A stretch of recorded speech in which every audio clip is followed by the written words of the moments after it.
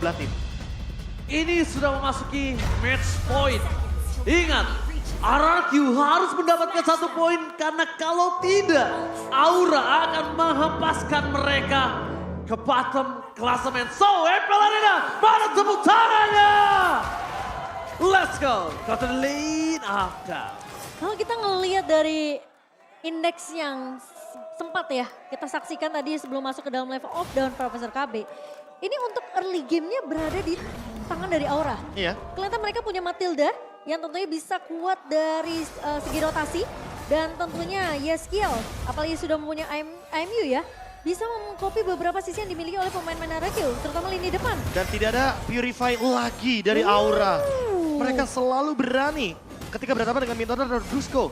Dan bahkan poking damage sudah mulai terjadi perlahan tapi pasti. Itu Impurage. Ini dia, Barat Matilda yang nantinya akan sangat menjengkelkan ketika sudah bergerak ke mid game to late game.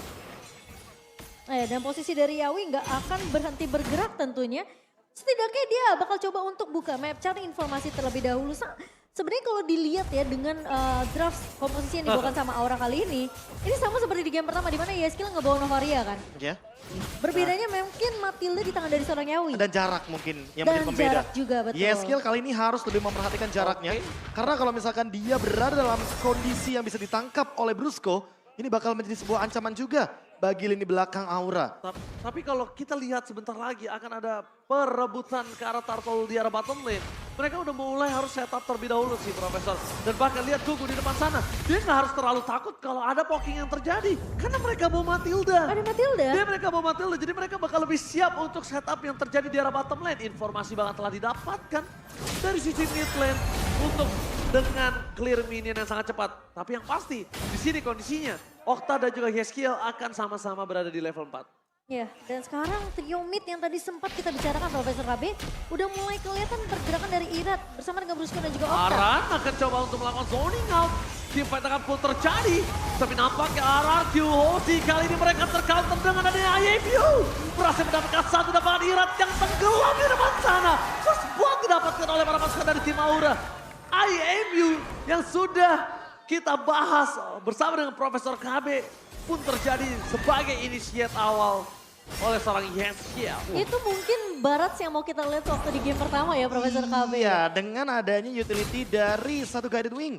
Sehingga dia tidak akan ketakutan ketika dalam keadaan terkena damage. Dan sekarang kalau kita lihat dari segi emblem, Yawi full menjadi Matilda jogging. Dia akan berkeliling ke seluruh penjuru Land of Dawn. Agility, Wilderness. Iya, dia pun membawakan Quantum Charge. Jadi mau nggak mau regen HP-nya akan lebih survive juga. Tapi Aran, dia punya Rapture. Dan ini yang perlu diperhatikan. Jangan sampai lini belakangnya itu adalah Skylar yang tidak membawa Purify. Tertangkap dengan Furious Dive dan juga combo Petrify. Karena itu akan menimbulkan efek instant kill terhadap Skylar itu sendiri. Ya, full regen untuk Skylar ya. Tapi Karena ya, lihat Skylar di top lane, dia benar-benar disiksa habis-habisan. Dia benar-benar dipaksa untuk berada selalu di dalam turret. Keluar sedikit pun tak mampu Momochan kali ini. ya terlalu memaksakan juga nggak baik sebenarnya untuk dari Skylar sendiri. Karena gimana pun early mid-nya ini harus benar-benar bisa jalan. Udah mulai terdeteksi kondisi saat ini Gugun terkena dengan Minon Fury. Tapi dia masih bisa selamat dengan Yawi di sana Secret Eagle-nya. Bahkan melakukan sedikit gocekan yang membuat Brusco harus mengeluarkan flickernya. RRQ yang berada dalam kondisi ganking yang bahkan dia mendapatkan kerugian yang melimpah di seberang sana. Iya, dan posisi dari Yawi ya, Secret Eagle yang memang tidak menabrak karena posisinya dia melihat ada Skylar yang cukup bebas tadi di area atas sehingga timnya tidak akan dipaksakan juga dari sisi Aura. RRQ akan mereset semuanya juga sehingga kelihatan sekarang perpindahan fokus mereka akan menuju ke arah turtle yang kedua. Objektifnya akan mulai dipaksakan kali ini. Apakah dari RRQ mereka mau mencoba untuk melakukan kontes? Karena lagi-lagi kita udah ngeliat Gugun ya kan dengan Detonas Welcome ini bisa melahap Irat kapanpun dia mau. Oke, Irat juga masih terlalu jauh. Sedangkan lihat di sana Aran bakal coba untuk mencari di mana keberadaan para pasukan dari tim RRQ dan ternyata perimeternya free. Jadi mereka nggak harus team fight. Yeskiel masih bisa menyimpan Minon Fury dan untuk menuju ke arah top lane mereka mau dive in pun masih bisa. Lihat Kabuki kali ini tersurprise karena Brusco melakukan cover menuju ke arah seorang Skylar. Menuju ke arah seorang Skylar dan akhirnya mereka mengurungkan niatnya. Langsung ada Terrify Kevin dan Minon Fury-nya masih ditahan. Tapi sayang sekali Mau tidak mau, Yeskiel harus mengeluarkan flicker yang mereka miliki. Aku ngelihat dua pressure ward dari Irat Profesor KB yang tidak mengenai ke arah pemain-pemain dari Aura. Pertama berada di objektif turtle yang pertama, Betul. dan barusan berada di area midnya. So, mudah sekali untuk menghindar dari pressure ward yang dibuka oleh seorang Irat. Ya, apalagi dengan banyaknya dash ability yang lagi-lagi masih bisa dibawakan. Kita tahu sendiri Arcane Shard tentunya bisa melakukan double dash dari YSKL dan sangat mudah sekali untuk dia gunakan ketika dalam keadaan dia mungkin membutuhkan escape ability. Apalagi ditambah ini dia, Flying Dino again untuk engage ke area top lane. Flying Dino kali ini gagal untuk bermain, tapi nampaknya ada satu informasi yang akan mereka dapatkan. Mereka dive in, Amazon keluarkan, jauh hilang apakah Minon Fury. Gadungan yang membuat Gugun dan kawan-kawan kehilangan dua player. Terlalu memaksakan, dan sekarang di sini damage-nya udah terlalu sakit. Cuma nampaknya di arah bottom lane karena mereka tahu ada celah kecil. Flicker dan Okta membuat Kabuki terperangkap di depan sana. Hilang dengan sangat instan dan Aran mau gak mau harus menukarkan satu turret di arah top lane dan dia harus relakan karena semakin dia defend cuma hanya menghilangkan nyawanya, turret pun juga tidak akan bisa diselamatkan. Wow, Yawi terlalu memaksakan padahal circling eagle yang sudah dibuka terlebih dahulu sebelum dia terpick off di area turret atas Profesor KB. Semua bermula karena memang tidak ada deteksi terhadap Skylar. Skylar bersembunyi di rumput belakang outer turret. Dan hal tersebut yang ternyata menjadi buah simalakama bagi Aura. Mereka melakukan inisiasi. Mereka ingin menelan Minotaurnya, tapi Minotaur dalam keadaan imun ketika dia menggertakkan gerakan Minotaur Fury-nya. Dan kali ini Gugun mencoba untuk menyeruduk tapi nampaknya gagal. Dipegangin oleh seorang Dawn, tapi nampaknya ini adalah sebuah kesalahan. Mereka melihat ada satu buah kunci Yeskiel. Di sana press sword. Akhirnya berhasil menangkap Yeskiel, tidak ada Minotaur Fury. Gugun dipegangin kakinya bisa-habisan. Mencoba diganti dengan satu point kill dari seorang Dawn. Dan tidak akan bisa bertahan. Cuma ini adalah kesempatan sosok seorang Irat untuk menukar dengan Turtle. Agar para pasukan Aura tidak mendapatkan perfect Turtle-nya. Oh, dan bahkan lihat Irat tidak akan diganggu ketika mencoba untuk mendapatkan turtle yang ketiga kali ini. Tapi Arakyu mendapatkan keuntungan yang cukup banyak. Profesor KB berhasil untuk menembus turret di area mid juga. gak cuma itu sih, 3 outer turret. Inilah poin penting yang perlu diperhatikan, tapi Kabuki. Kabuki! Surprise attack tapi lihat pas dari Guiding Wave save the day for this time. Membuat RRQ gagal lagi dan lagi melakukan ganking. Blast of the Oasis, bahkan Yawi untuk menyelamatkan Kabuki hampir menggunakan flickernya supaya jarak guiding win-nya jauh sekali. Dan kondisi saat ini RRQ tahu tidak ada lagi escape skill mechanism yang dimiliki dari kedua posisi Aura, Yawi, dan juga Kabuki. Kayaknya sekarang Kabuki udah mulai harus berhati-hati sih untuk menyeberangi rerumputan yang terlihat tidak bergoyang ya Profesor KB. Iya, semua bush jatuhnya akan ada preparation untuk fight juga. Karena RRQ kali ini lagi unggul 1000 gold. Dan keunggulan ini yang harus dimanfaatkan. Mereka harus bisa menekan dari dalam area jungle-nya agar minimal Gugun bisa kalah level. Dan Irat bisa memenangkan Battle of Retribution. Yeah. Apalagi dengan perbandingan Turtle 2-1 loh. Ketika di Lord nanti, yang harus diperhatikan adalah bagaimana cara untuk menghentikan dua pemain dari Aura. Yang pertama adalah Yeskiel, yang kedua adalah Arannya. Karena ketika Aran sudah mengeluarkan Black Dragon Form, berarti itu adalah kesempatan satu-satunya bagi RRQ untuk membalaskan setup teamfight yang dari tadi dimenangkan oleh kubu Aura. Yawi juga harus mulai mengendorkan permainannya sih. Dia udah harus tahu kalau guiding win-nya dan juga single eagle-nya itu udah ke target yang tepat. Dari tadi dia memang opening Profesor KB. Tapi dia belum tahu di dalam bus itu ada apa. Ada siapa? Ada siapa. Tidak bergoyang dan bahkan Insta baru juga ada sosok Sarkogo dan ini dia. Matilda Ireland save the day for this time. Dan mereka kehilangan karena parfum buff. Dominasi yang udah dilakukan RRQ. Dengan menuju ke arah 1000 gold difference. Supaya di arah Lord yang pertama mereka lebih perkasa memochan. Ya, Coruscant Sight dan juga Golden Staff untuk Skylar Profesor KB. Iya. Sementara dari Kabuki memang masih menang dari segi gold. Meskipun udah ada Haslau ya yang dikantongi oleh seorang Kabuki untuk menambah regen HP tentunya dan juga critical yang lebih tinggi untuk seorang Kabuki. Tapi targetingnya beda kali ini. Sementara kalau kita melihat dari Barat yang dimainkan oleh Gugun, dia akan tergerus oleh Demon Hunter Sword yang sesaat lagi akan ada di tangan dari Skylar. Berbeda dengan Irat, dia ada critical damage reduction dari Blade Armor. Jadi walaupun sudah ada Berserker's Fury, Kabuki harus memperhatikan targeting dia gak bisa selamanya front to back. Tapi lihat di sana langsung ada Aran. Hantaman benda tubuh mencegah seorang Iran. Mencoba dibagi dan bahkan Retribution from Iran. Berhasil menyelamatkan kawan Naraki dan bahkan timpat pun terjadi. Lihat lihat RRQ memiliki power yang kuat untuk teamfight kali ini. Dan bahkan Irat masih mau lebih. Aran gak bisa mendekati sosok seorang Skylar. Ini kedua kalinya Aran dibakar oleh seorang Skylar. Akhirnya mau tidak mau para pasukan dari Aura melepaskan RRQ dan Okta ternyata yang menjadi pointer kali ini. Mata tertuju pada seorang Okta.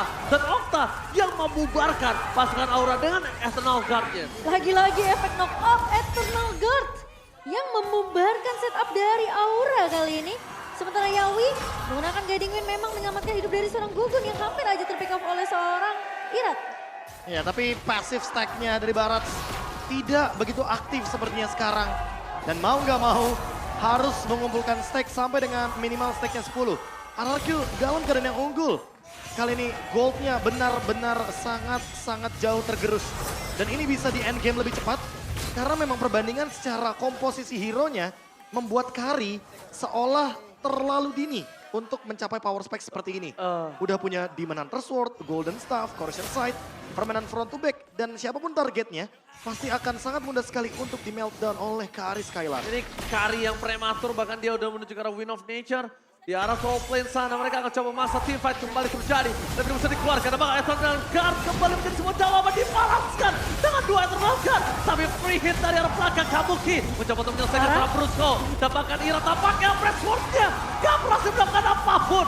Cover yang sangat baik dari seorang Ara tapi tidak akan bisa terlalu lama. Karena ini Kari punya pasif yang bisa memeltdown siapapun. Siapapun, Profesor. Wah, ini adalah sebuah teamfight yang menarik. Mereka menarik ulur dan memisahkan bagaimana skenario dari permainan di game yang pertama dengan game yang kedua dengan cukup berbeda juga caranya. Gold lanernya dipisahin. Dan bahkan kali ini YSKL harus berpikir keras apa yang bakal diambil dengan menggunakan IMU. Tadi Eternal Guard, sebelumnya adalah Minion Fury. Dan entah kenapa semakin lama game berjalan, aku lebih suka Minion Fury karena setidaknya tidak akan ada yang bisa meng-cancel YSKL ketika dalam keadaan Minion Fury. Ya, dan posisi dari Skylar yang tadi tidak bisa di pick up dengan cukup mudah juga ya. Meskipun kita ngelihat ada satu buah Black Dragon Transform yang sudah dibuka sama Aran, tapi posisi teammate yang terpisah membuat Aura memang agak sedikit kesulitan. Tadi Irat lagi-lagi pressure word yang tidak mengenai ke arah pemain dari Aura sehingga tidak ada yang tumbang. Mungkin kalau teamfight ada satu pemain yang tumbang itu akan jadi beda cerita. Harusnya mungkin mereka masih bisa untuk memaksakan setidaknya untuk teamfight di area base dari Aura sendiri. Oke, tapi kalau ngomongin kondisi saat ini, Gugun benar-benar dipaksakan habis-habisan di depan sana. Bakal coba dipaksa, jujur tapi Profesor KB, kalau saya pribadi saya lebih suka menuju ke arah Eternal Guard.